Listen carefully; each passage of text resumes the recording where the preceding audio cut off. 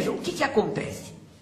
Quando, há 14 mil anos atrás, ou coisa que o valha, a humanidade descobre a agricultura, a gente tem uma profunda transformação no trabalho, ou seja, no intercâmbio do homem com a natureza, no modo como a humanidade transforma a natureza para tirar da natureza meios de produção e de subsistência. O que acontece é que, com o aparecimento da agricultura, pela primeira vez, o indivíduo que produz mais do que ele precisa.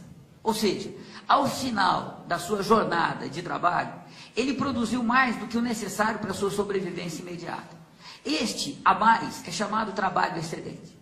Todavia, neste longo período histórico, que vai 14 mil anos atrás, até a Revolução Industrial, essa que começa em 1776 e termina em 1830, a Revolução Industrial Inglesa, essa, tá certo? Este longo período histórico, o trabalho excedente ainda não é suficiente para atender a todas as necessidades de todos os indivíduos do planeta Terra. Ou seja, durante todo esse longo período histórico, de 14 mil anos, tá certo? Até a Revolução Industrial, se você distribuísse igualmente tudo que se produzia, a todo ano você ia começar do zero.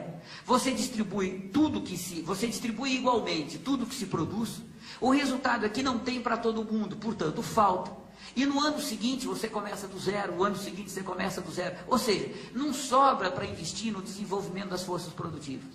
E o resultado disso é que o único desenvolvimento das forças produtivas possível, nesta circunstância, é o aumento populacional, vai aumentando a força de trabalho. Mas isso é um processo muito lento do ponto de vista histórico. Depende de um processo biológico, o aumento da população. Isso é muito lento, tá certo? A sociedade de classes, ela entra neste longo momento histórico como a forma mais eficiente que a humanidade encontrou para desenvolver as forças produtivas. Por quê? Porque se você organiza a sociedade de tal forma que a maioria da população vai entregar o seu trabalho, vai entregar é ruim, vai ter o seu trabalho excedente, expropriado, roubado pela minoria. E depois eu vou comentar rapidamente com vocês. Isto só é possível pela aplicação da violência na vida cotidiana, no dia a dia, tá certo? Mas se a maioria da população entrega o seu trabalho excedente para a minoria, entrega não, tem o seu trabalho excedente expropriado pela minoria, o resultado é que essa minoria arrecada tanto recurso, tanta riqueza, que ela, mesmo que faça pirâmide, embeleze Roma, faça o Partenon em Atenas, ela não consegue consumir toda a riqueza que ela arrecada.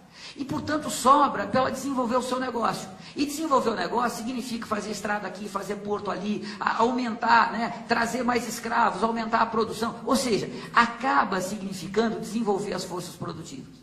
Então, veja, durante o longo período histórico, que vai da Revolução Neolítica até a Revolução Industrial, a gente tem um período em que a produção não é suficiente para todos. Portanto, você tem a carência.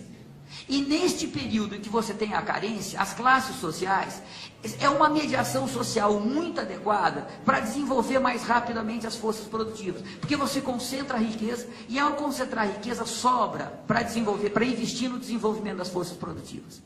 Claro que com isso a humanidade pagou um preço elevadíssimo, porque a maior parte da humanidade não fez parte deste desenvolvimento das forças produtivas, ou melhor dizendo, não colheu o que de melhor o desenvolvimento das forças produtivas possibilitou.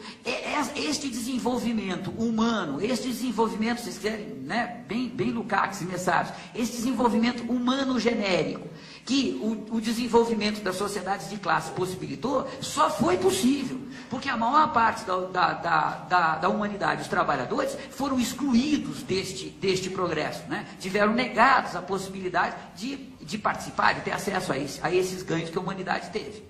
Mas veja, enquanto tinha carência, não tinha como superar as classes sociais. Porque toda vez que você fazia uma sociedade, vamos imaginar, fazia uma sociedade mais igualitária, quando a sociedade de classes encontrava com essa sociedade mais igualitária, a sociedade de classes desenvolvia as forças produtivas mais rapidamente, tinha exército, tinha soldado, destruía a sociedade mais igualitária e transformava a sociedade mais igualitária em fonte de lucro para si próprio. Lembra os romanos com os bárbaros, o que o capitalismo fez com todos os modos de produção pré-capitalistas, aonde chega a sociedade de classes, ela destrói a sociedade mais primitiva e igualitária e transforma os recursos dessa sociedade em fonte de lucro para ela. Então, quando chega o capitalismo, né, as grandes navegações, 1500, 1600, né, quando surge o mercado mundial, a gente tem o processo final de destruição das sociedades igualitárias, né, anteriores, né, que mantinham ainda essa distribuição mais igualitária, e elas vão ser substituídas pela sociedade de classes. Veja, este quadro de carência que impunha as classes sociais tinha uma outra consequência histórica importante. Veja, o desenvolvimento das forças produtivas nas sociedades de classe, em linhas gerais, portanto, há momentos que isso não ocorreu, em linhas gerais, levou ao desenvolvimento das relações mercantis. O que é uma relação mercantil? É assim, ó, entre a produção e o consumo, você tem um mercado. Você só consegue consumir aquilo que foi produzido porque tem um mercado que faz essa distribuição. Vou dar um exemplo lá atrás. Veja, Roma, né, a Itália produzia vinho e azeite de oliva. O Egito produzia trigo. Quando este modo de produção está no seu apogeu, tem que ter a mediação do mercado.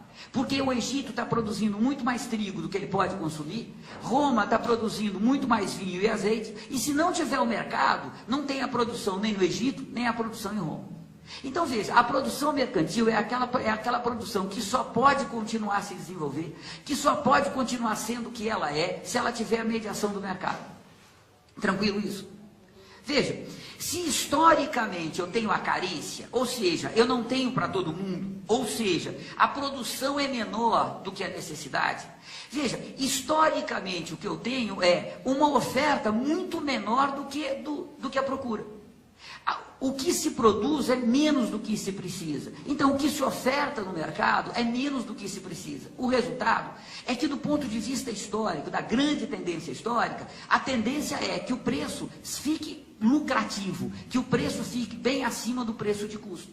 E a relação, e esta mediação do mercado, portanto, a relação mercantil, ela é historicamente muito adequada para o desenvolvimento das forças produtivas desse longo período histórico. Olha que loucura. Quando a gente vem para a Revolução Industrial, o período de carência é superado. Depois eu volto. Eu não estou dizendo com isso que o período de miséria humana é superado, tá certo? De carência é superado. O que eu estou dizendo com isso? O que eu estou dizendo é que pela primeira vez a humanidade produz mais do que a humanidade precisa. Ou seja, pela primeira vez na história da humanidade, se a gente atender a todas as necessidades de todos os indivíduos de uma forma plena, sobra para desenvolver as forças produtivas. Lembra aquilo que o Marx vai dizer? Que no comunismo é de cada um de acordo com a sua capacidade e a cada um de acordo com a sua necessidade. O comunismo não é distribuir igualmente para todos. O comunismo é o reconhecimento que as individualidades são necessariamente diferentes, portanto têm necessidades diferentes, e todas as necessidades humanas devem ser igualmente satisfeitas de uma forma plena, porque elas são humanas. Por que o Marx está levantando isso? Porque o período histórico da abundância possibilita. A gente pode atender a todas as necessidades de todos, e ainda sobra para o desenvolvimento das forças produtivas. Depois, quando a gente chegar mais à frente, eu vou dar exemplo para vocês de como é que isso funciona no capitalismo dos nossos dias.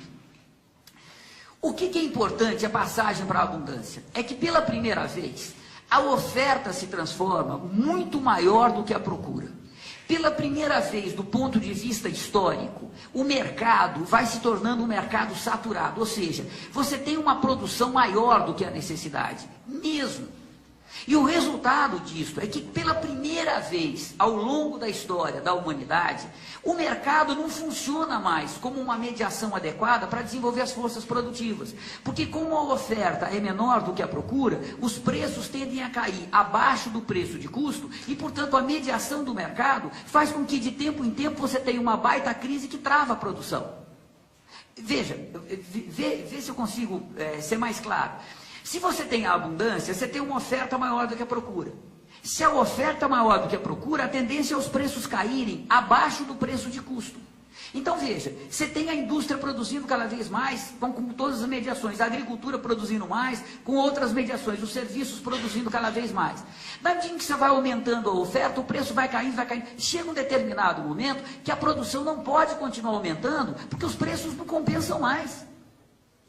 Então a gente sai de um período, de um longo período histórico, em que o mercado, as relações mercantis, levavam a produção para frente, e a gente passa por um longo momento histórico em que a produção voltada para o mercado passa a ser travada por crises sucessivas. Aquilo que o Marx vai chamar de crises cíclicas, que vai arrastar todo o século XIX, eu vou mais ou menos contar a história delas em seguida.